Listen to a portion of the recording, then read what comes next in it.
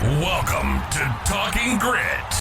Welcome to Talking Grit. I am Jason Harwood. With me is Jacob Litton. This is our Grit Picks kind of NFL pod that we have been putting out the last few weeks. We go over the NFC North, and today we're gonna talk about free agency, the offseason transactions that had happened, where some of those players focus mostly on former Lions, the new Lions that we signed, and then also just in our division just to see, were they worth the signing? And then Jacob wanted to talk about players eligible for fifth-year extensions.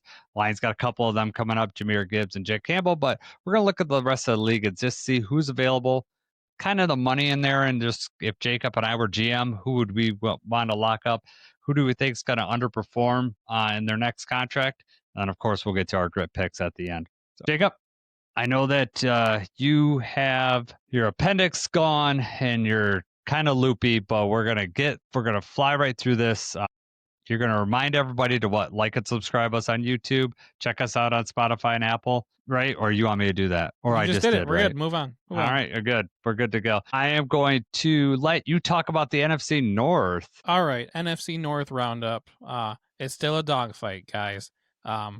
First place in the NFC North right now, the Chicago Bears at 7-3. I'll give you a minute to stop laughing.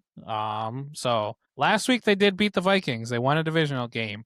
The Bears do have the second hardest remaining schedule of all NFL teams. And you'll notice as we go through the NFC North, a lot of us, have harder schedules right now. A lot of divisional games coming up. So, a lot of challenging games. Up next for the Bears, they play the Steelers this week, which is, not an easy game, but also not one of the hardest ones left. Second in the division right now, the Packers. They are 6-3-1. They just beat the Giants last week in what was a closer game than what I'm sure they wanted it to be. Future strength of schedule, they have the sixth hardest schedule remaining. Packers this week play the Vikings. Another divisional game here. So, Skull Vikings. That's where I'm going with this one. That's where everyone, I think, needs to go. Third place, the Lions. Obviously, we lost to the Eagles last week.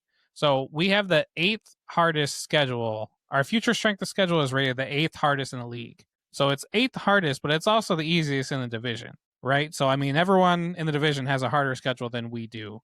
Not that our schedule is easy by any means. It is the eighth hardest. Obviously, this week we have a matchup with the Giants in what should be a winnable game for us, but we need to come out and perform in this one. Ring up last place in the division, the Minnesota Vikings. They are 4-6. They lost the Bears. A lot of questions about their future and their quarterback and everything, especially because their future strength of schedule, they have the hardest schedule in the league, coming up to finish their season. And that starts this week in a game against Green Bay that we are all hoping that they win. That would be great and hilarious. It would be. Hey, man, they took us down. They can take down the Packers, too. We're going to need a little bit of help in the division. Now that I don't like seeing us in third place.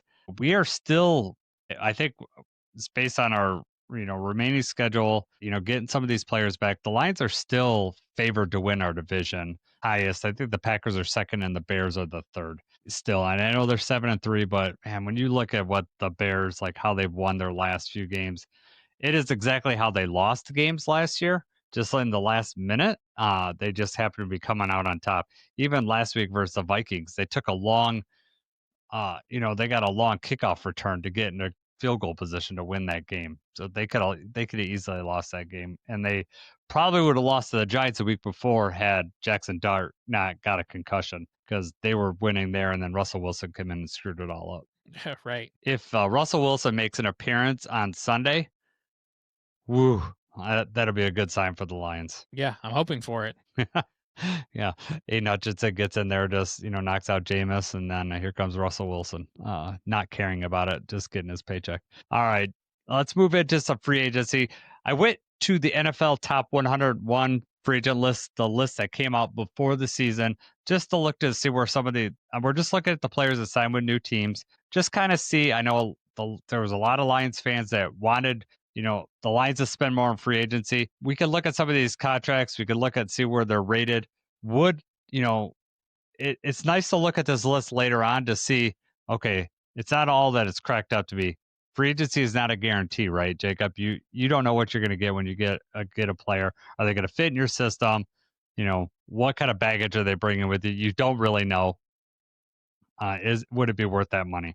The only So I'm guarantee going to is that start you're out. going to be paying top dollar, right? For most of You're these. going to be probably overpaying for most of these guys, right? Right. Especially the top players on this. I'm not going to go through every single one in the top 20, but Sam Darnold's obviously worth mentioning. He was number 6 on the NFL's list, 6th-rated player. Seahawks, 51 million, 3 years. Currently, right now, the second-ranked quarterback on PFF. Although the last 2 weeks he's kind of come down to earth. So we'll see if he bounces back. We know how he ended last year. Is this going to be a sign of things to come for Seattle, or is it just a little blip in the season? Number 10 on the list was Carlton Davis, right? He went for the Lions to the Patriots, signed a $60 million 3-year deal. Currently, right now, he is the 75th rated cornerback out of 108 on PFF. He had a 74.5 grade with the Lions last year. He's coming in this week with a 56.6 grade. Yes. That Struggling struggled. mightily. So On a good right, Patriots exactly. team, too. Yeah, exactly.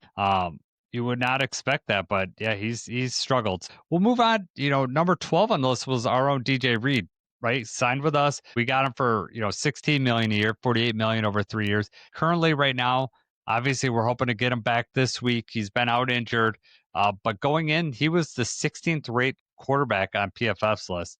He was actually higher rated this year, 71.8 grade compared to 70.7. So he's playing better than last year, which is good. You want to see an uptick, and hopefully he can continue that level of play going into the rest of the season when we're going to need him down the stretch here. Right. Smaller sample size, obviously, because he has been hurt. And I don't think that Carlton, I'm not sure if Carlton has missed time yet. But when you look at, dollar wise and production wise, it seems like DJ Reed was the better deal, better fit.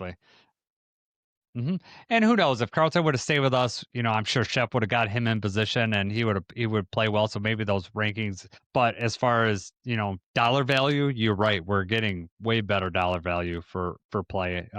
As far as that's concerned. The next in Division 1 was the center. Drew Dahlman went from the Falcons to the Bears. They signed him to a 42 million 3-year deal. He's coming in as a third highest rated center and per PFF. So it seems like the Bears got one there, which that's unfortunate, but it is what it is. The next one is still an offensive lineman. Colts to the Vikings, Will Freeze. He signed a huge $88 million 5-year deal. He is currently rated like middle of the pack for offensive linemen in PFF, 41 out of 80, and he hasn't been healthy either. That might have been a big spend for the Vikings, and they might not be getting their money's worth there. Right. I think almost top 10 guard money, and it's not working out so far. Not so far, and can't get on the field, and that's really bad. Javon Hargrave also went to the Vikings from this one for the 49ers. He's having kind of a down year, definitely 57 out of 124. I looked his PFF grade is very similar from last year to this year, so it's not like he's had a drop off in play, but I think the Vikings thought that they were going to get more out of him. This next one's going to be really interesting for the Lions fans. Kevin Zeitler, especially now with all the injuries that we're having, people are like, "Why didn't we retain Zeitler?" Went to the Titans for $9 million for 1 year. He is PFF rated 35th guard in the NFL right now. Tate Ralitch is 25th. So the guy we replaced him for cheaper is actually higher rated. So unless you're going to have Tate move to the left, which he doesn't play on the left, or had him at center. It wouldn't have been as good. Zeitler's play has dropped off considerably this year, 63.7 grade this year compared to 86.5 grade for last year. Maybe not playing next to Penei Sewell and in between him and Frank Ragnow has affected that number. Yeah, I think Zeitler is just chilling. He got paid. He's out there. He's doing his job, mentoring the rookie and stuff like that. But he's obviously not. He's not playing for anything. And that's what I was going to say before you just had said about Tate is, the move would have been to have him play center, right? And then Zeitler could stay where he's at. Mm-hmm. But we'll never know how that turned out. And all we have is, the metrics and everything. And Zeitler got paid and his performance declined. And the guy that we have in his place is playing better right now. And he's going to be cheaper and hopefully going to grow into that position. Or, they could still decide to move him to center next year. It kind of just depends on who we sign and, how the team's put together next year. Right. Yep.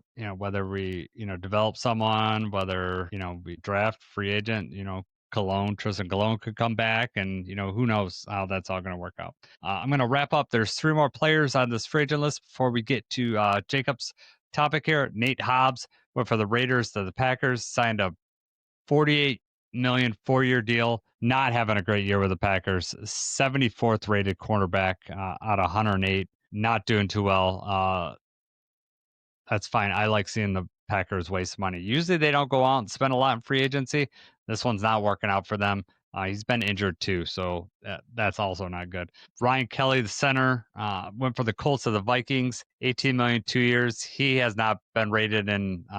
Played enough snaps to even be rated on PFFs, and the Vikings have had tons of injuries on their line. This other one makes me smile too. Aaron Banks, guard for Packers went for 49ers. Packers signed a huge 77 million 4-year deal. He's currently the rated PFF 42 out of 80. So the Packers are not getting their money on both these free agent deals, and they paid Micah all that money. Who that one is obviously Micah's worth the money, but I like seeing them waste all this money because they're not going to be able to get anybody else, right? Right. Yeah, it seems like they've overpaid. They're not getting a good return on their investment so far, and they're they're sinking in cap space. So yeah, no, that's perfect for us. And they're going to sink in the standings after Thanksgiving for sure. All right, Jacob. I don't know how you want to introduce this topic, but I'm going to let you go. Yeah, so what I want to talk about is the players that are eligible for their 5th-year extension in 2026. So I've got a list of everybody that was drafted in round 1. So this would have been players in 2022. So I just want to go through, we'll, talk about, I want to know who on this list, Jason, that you think are locks to get a 5th-year extension. Who do you think, there's different categories of player too. So let me start with that. So they have the basic extension, which is basically for players that maybe they haven't hit their play time. There's a certain amount of playing time that they have to get. They have to play a certain number of snaps before they hit an increase in this 5th-year extension. Beyond that, they get another increase if they make a Pro Bowl, and that's if they're selected to the initial Pro Bowl, not if they're selected as an alternate. And then that number bumps up even more if they're selected to more than one Pro Bowl in these first 4 years. And I've got all that information here, but I want to go through and pick players who we think are locks, what player in basic eligibility is most likely to get picked up, and then also who do you think will probably get their option picked up just because of team needs, but who we think will underperform. And also the last one, I just want to know the biggest steal. So I want to preface this by saying that 13 players last year did not get their 5th-year option picked up. So more often than not, these players do get this 5th year.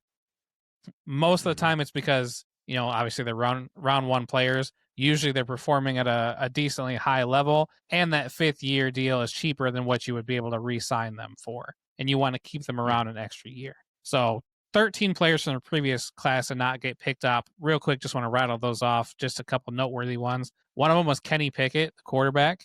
Obviously, was traded, moved around. Did not make sense to pay a quarterback, that's not playing top tier money and pick up that 5th-year extension. But the other 2 players that were noteworthy, center Tyler Linderbaum for the Ravens did not get his 5th-year extension picked up.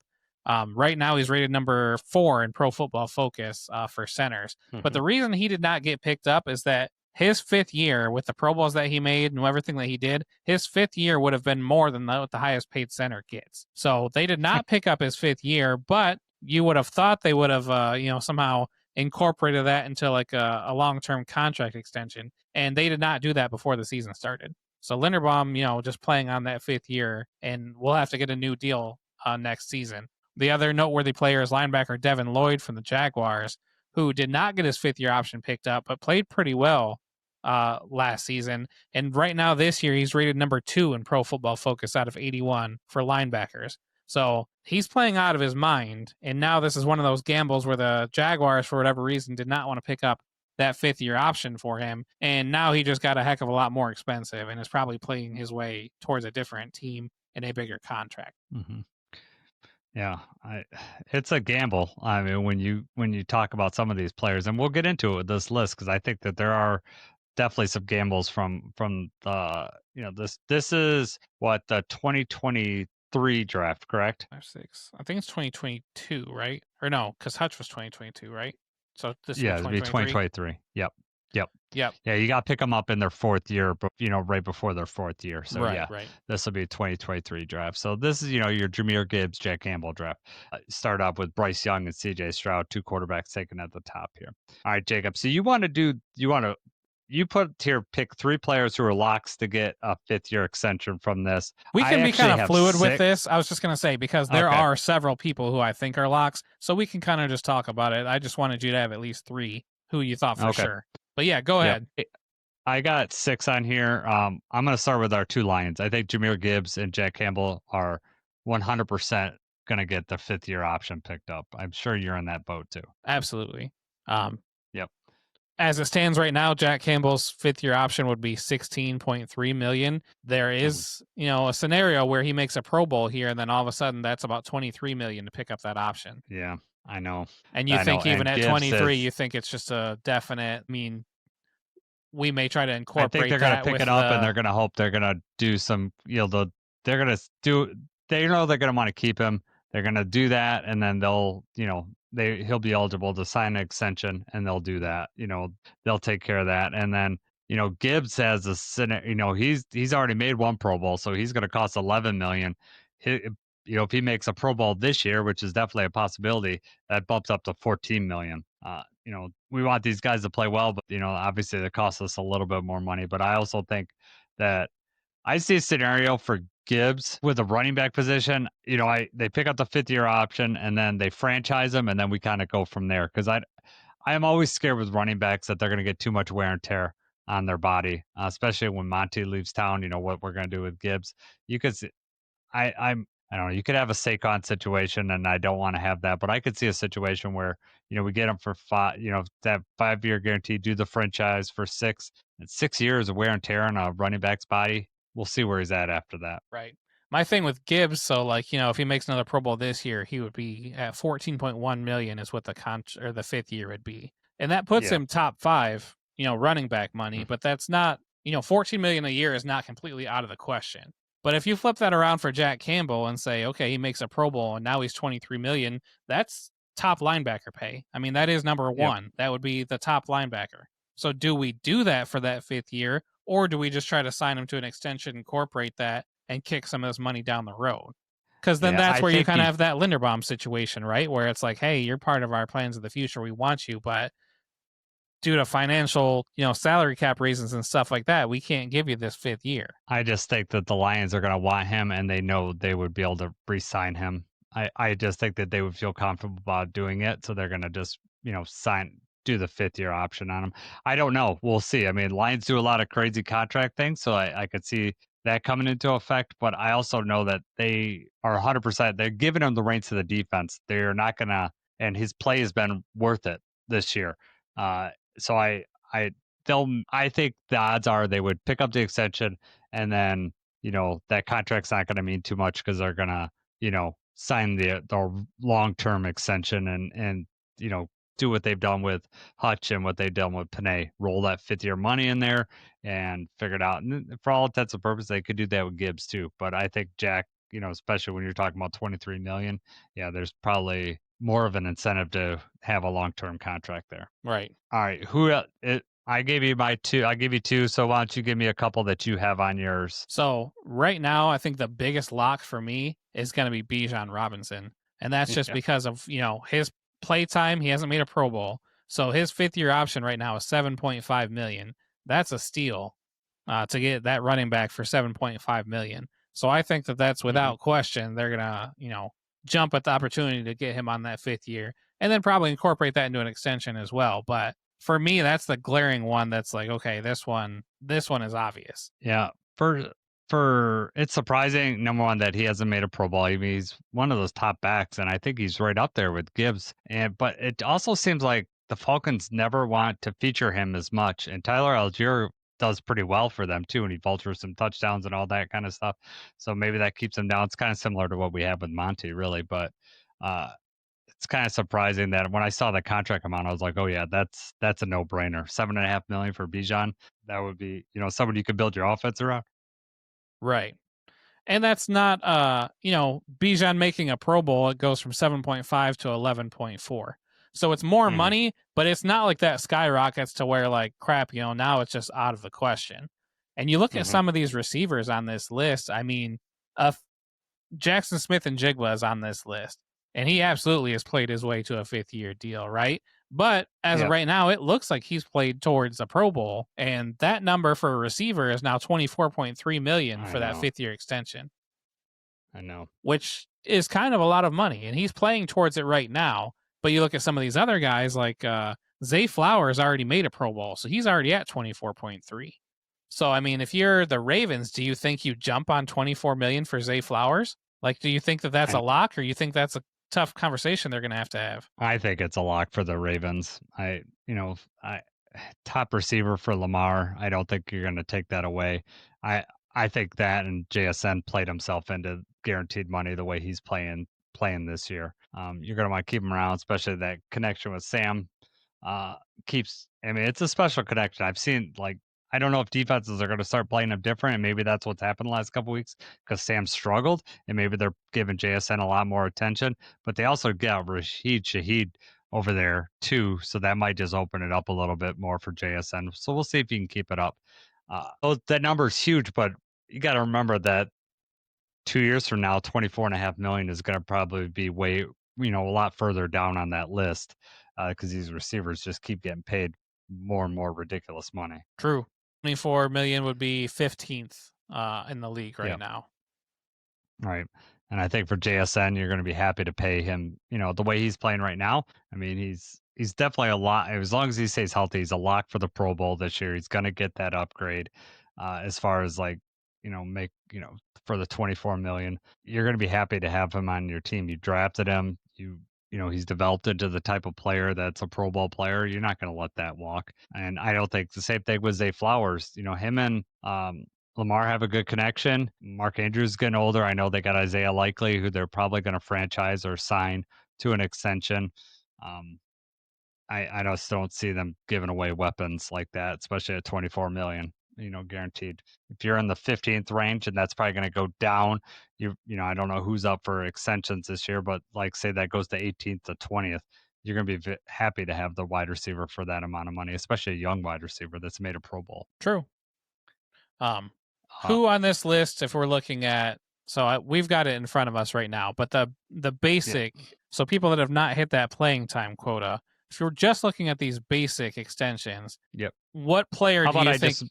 Go ahead. Just for everyone listening, I'm just going to list some of these player names. I don't have to list all of them, but I'm just going to list some of them that people would know that have not hit the playtime figure. So they're at the bottom end of the 5th-year option. So you got Anthony Richardson, quarterback.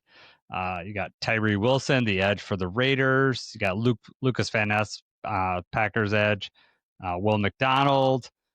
For the Jets, you got Emmanuel Forbes, Christian Gonzalez, Kalijah Cansey's on this list, Deonte Banks, who from the Giants cornerback we're facing this weekend, Dalton Kincaid, Mozzie Smith, Miles Murphy, Brian Brise, Nolan Smith, and I can't even pronounce this guy's name. Felix. Yeah, thank you for helping me out there. That's the whole list of the basics. So, you want me to go first? Yeah. Just who first, I want to say, who do you think out of those is most likely to get the option picked up? Okay. I'd say 100% Christian Gonzalez. I think that's a no-brainer. I think he's had some injuries, and that's why he's in the basic. I don't know if he's going to qualify for an upgrade based on this year, but I would give that number for him is 11.7 million. Christian Gonzalez is a very good cornerback. I think that's 100% a lock to get. I get that. I assume that's what you have too, but curious what you thought. No, you're right. That's actually the player number one on my list. He did get injured his rookie year, and I think that he may have gotten close to the percentage of snaps before. So it kind of largely depends on how this year goes. But even if he doesn't make the Pro Bowl and just hits the playtime incentive, it only goes up by $1 million. Mm-hmm. But yeah, as it stands right now, 100%, I think that he's a lock. He's been a great player, consistently rated high. Just not fully available due to injury. The other player that I have on there for tight ends right now, Dalton Kincaid, only cost him $8.7 million for that 5th-year option, and valuable piece to the Bills. I think that would probably be a pretty easy decision for them to throw that at it. Yep. I was curious about Lucas Van Ness for the Packers. I can't imagine they'd want to sign him for $14.9 million, but he had especially with Mike on the other side, I was wondering, if he was gonna kind of grow into it, but I don't know. I mean, edge players, if you get anyone with any sort of talent, you don't want to give up on them. So I'm curious how they'll go if they're just gonna let him go and think they can re-sign him or just let him leave. I actually had him on here too as just players that I don't think like maybe sneak through and don't get it is just because he is having a better year this season with Micah, but he's not quite lived up to the potential that they wanted. And Green Bay also did not use their fifth year last year. They had a fifth year, I think it was last year, on the linebacker Quay Walker. They did not use that fifth year option for him. And, his price tag of $14 million puts him like 25th in the league. So it's like, do they want to keep him? Do they think they can re-sign him for cheaper? Green Bay obviously is having some trouble, with the cap space and everything. So that's an interesting situation that plays out. The one on here for me, which I'll ask the question, but I'm sure it's the same, is who do you think definitely, without a doubt, is just not getting that fifth year option picked up? And for me, I think it's obvious, the Anthony Richardson for $22.9 million. Yeah. I don't see any scenario in which the Colts decide to re-sign him for that. I think the interesting question is the quarterbacks like Bryce Young and CJ Stroud. Like, those two, like, I think is more interesting. They're in the playtime incentive. They'd be guaranteed at $26.5 million.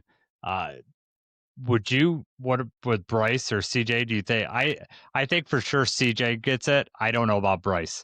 Do you feel the same about me as me about that? I think that they definitely both get it. You think so? They've shown enough flashes. It's definitely not, especially CJ, but even Bryce Young, I think, has showed enough, especially this year. They're kind of like coming back now. He's been given more opportunity, and to get another year out of him for $26 million. I mean, you got to go. What is that?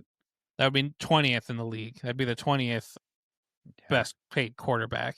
And you're not gonna, that's your round one pick. You don't want to give up on him too soon and everything like that. So I definitely think both of those guys get fifth year deals. What's more interesting is if they don't think that he's the guy and they give him the fifth year, at what point do you draft another quarterback? Or do you pick up one of these other, do the Panthers sign Anthony Richardson to a cheaper deal? Like, what's the move there if they don't have full faith in Bryce Young? Well, Anthony Richardson will end up on some team because some team's going to think that they can, do something with him.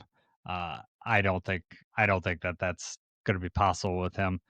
I do. You're probably right. Bryce Young probably gets the extension. I'm a little worried about him. CJ Stroud, showed so much his rookie year, and then Texans have done everything they can to not surround him with any offensive line talent. So I don't know if you're really seeing this, what the best of CJ Stroud, and I don't think you are. But yeah, for $26 million, they're definitely not going to let him go. Right. All right, Jacob, which player do you think has their option picked up but will underperform or has underperformed? This one is tough for me because I go back and forth. I think it's hard because it's the receiver thing. I think that they're going to pick up the option on Quentin Johnston. And up until this year, he has not really shown much of anything. Mm-hmm. And now they've got kind of a smaller sample size, but he has just been invisible. So I think this is somebody that they're going to pick up that fifth year option, but I think that we've already seen the best that's going to happen out of Quentin Johnston. Okay. And that'd be $17.5 million right. they pay him. Before this, you're right. Before this year, he's been absent, had trouble catching the ball. He's had some connections with Herbert this year. So yeah, you can see there. I think Mozzie Smith's going to get picked up. 12.6 because they traded for him. He's kind of been a disappointment. We'll see if AG could turn him around with the Jets, but I assume since they traded for him that they have enough faith and they're probably going to give him that fifth year option, but we'll see how it works out. I kind of figured that was more of a plug and play thing just because they were already getting rid of Quinnen Williams. We'll put this kid in there and see what he's got. And maybe, maybe they are just giving him a fair, like this is a test run. We'll see if we're going to pick up your contract based on how the year goes. Yep. Devin Weatherspoon, who we haven't talked about, is the, pick number 5. He's already been to multiple Pro Bowls, so he's at the higher end, like $20.8 million. So when we're talking about the top free agents this year, they were getting $20 million a year. So he's already at that, but he's got 2 Pro Bowls. I think he's one of those things that they probably give him the fifth year option and then hopefully they just get a long-term deal with him. That's how I see that going for him. Agreed. He's too good of a player to let walk. And I mean, at $20.8 million is, it's top 10 money, but that's also not off the chart or something that you can't work out another deal in the meantime. Yep. I mean, multiple, young cornerbacks won multiple Pro Bowls. Yeah, you don't let those guys walk. I mean, that's stuff that, especially a defensive-minded coach, they're going to want to keep that on their team. All right, Jacob, let's move on to grit picks here. We'll let you review what happened last week. All right. Last week for grit picks, Jacob did amazing again. I went 3-0. Jason went 2-1. Brings the overall record. Jason is at 20-18, and I am at 23-15. Finally starting to pull away from him a little bit there. So Jets at Patriots. We both picked the Patriots to win. That was not a very difficult pick to make. Patriots came out on top. Lions at Eagles. What we did for this one was Jameson Williams over under 69.5 yards. We both picked over. I don't have his yard total with me. Wasn't it 80 something? 88. 88. So Jameson was 88. So he hit the over on yards. So we both had that right. And then Cowboys at Raiders. I said the Cowboys were going to win. Jason thought the Raiders were going to beat the Cowboys. They did not. Yeah, I told you, my brain told me to do Cowboys. My gut told me to do Raiders. And nah, shouldn't have did that. End up being poor. All right, let's move on to this week. You got Thursday Night Football. You got Buffalo Bills favored 4.5 at Houston Texans. Who are you taking in this one, Jacob? Yeah, so Bills at Texans. CJ Stroud's already been announced that he's out. It's a short week. The Texans are actually 2-0 without CJ Stroud. I don't know if you knew that, but those games were against the Jaguars and the Titans. So the story of this one's going to be whether the Texans defense can hold off the Bills offense long enough for Davis Mills to be able to make some plays and put some points on the board. With that being said, Will Anderson was hurt, but he's going to play. Al-Shaair was also hurt. They're playing in Houston, but I still think the Bills are going to win this game. I like what you're saying, but I'm still going with the Texans. I think the Texans defense does something to pull this out. It's possible. It is. It's Thursday night. Weird things happen on Thursday night. This is one of those weird Thursday night games that's not a divisional game. Usually they're divisional games. This is one of those weird ones. Playing on a short week, I'm gonna go with Houston, just because weird stuff happens. Buffalo just has not been Buffalo this year. Their defense is not that good, and Josh Allen's been making mistakes this season so far. So we'll see how it lines up. There's definitely a scenario where the Texans start putting up some points on the board, and then all of a sudden they're up, 20-6 or something like that, and then the Bills just can't get it going. Yeah, the Texans defense they were is down good. Huge against the Jaguars and came back. I don't know how that happened, but it did. All right, Sunday Night Football: Tampa Bay Buccaneers at the Los Angeles Rams. The Rams are favored by 6.5 in this game. That's a pretty big spread on this one. We don't pick against the spread for our grid picks, but I am going to go with the favorite team on this one. I'm going to go with the Rams. They look to keep being dominant. The Buccaneers defense has been giving up some points. I just think the Rams are going to be too tough for them here, and we'll see how that NFC South shapes up. But yeah, I think the Bucs lose. Go with the Rams. Yeah, agreed. The Buccaneers have lost 3 out of the last 4, so they really need to right the ship as soon as possible. Lucky for them, the heat's not really been put on with the division. Division's not really that tough. The Bucs really have to dig deep and make something happen, but I just think the Rams are too hot. They're just too good right now. The Buccaneers have 4 or 5 players that were limited in practice with an illness. So I don't know what kind of, flu they got going on over there. They're possibly getting Godwin back, but Jamel Dean is hurt, and I just think the Rams are going to pour it on. And like you said, we don't pick against the cover, but I would pick the Rams to cover that as well. Wow. We can go all out, huh? All right. Rams, good team, man. They are very good. Good offense and good defense this year. We'll see them in a few weeks, right? All right. Last game that we're going to pick here, Monday Night Football, Panthers at 49ers. 49ers are favored 6.5. Jacob, who are you taking in this one? So the Panthers will not go away, right? They're 6-5. They had an overtime win last week against the Falcons. The division is within their grasp. Most people did not think that they were going to be, as close as they are right now. Winning against the 49ers goes a long way for them, showing everyone that they're, the real deal, especially assuming if the Buccaneers already had lost the Rams, then they're a serious threat. The problem with all of that is that this is the first game that McCaffrey is going to be playing against the Panthers since they traded him a few years back. So I would be willing to bet that he's been saving a little extra for this game. McCaffrey's going to be trying to go for 200. And the 49ers started off 3-0, but they've been 4-4 since because they've had all those injuries, a lot of disappointing games and everything. They're finally trying to get back on track and start a run here. So I think the 49ers at home are just going to be too much for the Panthers. So I'm taking the Niners, and I'm going to say that CMC scores a touchdown. All right. I'm going with Niners, too. I really wanted to pick the Panthers. In fact, I'll be rooting for the Panthers. I think it's going to be better for the Lions overall if the Panthers win, because I think the 49ers are ahead of us now in playoff spot. That could be beneficial for the Lions. I'll be rooting for Carolina, but I'm going to pick the 49ers in this one. It's in San Francisco. 49ers, and they're not going to get their defensive parts back, but Pearsall's come back, and like you said, CMC's facing his old team. He's going to want to, give them a reminder of what he was able to do and what they gave up on. Absolutely. All right, Jacob, going in, Lions I'm feeling good this week. Maybe hopefully the Texans win. I could pull one game closer to you.